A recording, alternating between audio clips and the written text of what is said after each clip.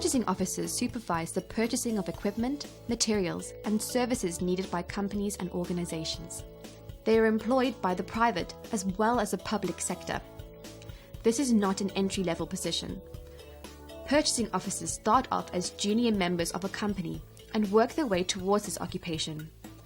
There are some critical abilities that a purchasing officer should have. They need strong analytical skills.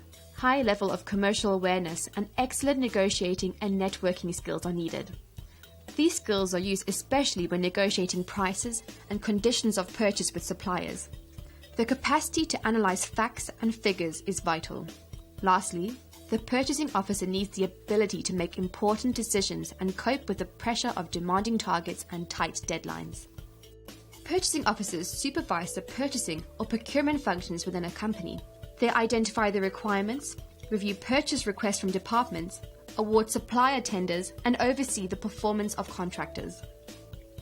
This department therefore takes responsibility for the acquisition of equipment, services, stationery, and other goods for the business. Before signing off a purchase, the officer must ensure that the acquisition is necessary and that all the documentation is in order. Purchasing officers negotiate and award contracts. When the company wants to buy goods, the purchasing officer invites suppliers to submit bids along with price proposals. The purchasing officer often collaborates with other specialists in the purchasing department to scrutinize the bids and choose the most competitive supplier. They always try to negotiate better prices with their suppliers. If a supplier breaches the term of the supply agreement, the officer may start a contract termination process. Purchasing officers have a management role too. They usually supervise the purchasing department staff. These workers include purchasing clerks, buyers, and purchasing analysts. The officers assign tasks to these workers and monitor their performance. Purchase officers usually work normal office hours. However, they may have to work longer hours when the need arises. Entry requirements vary depending on the size and type of employer.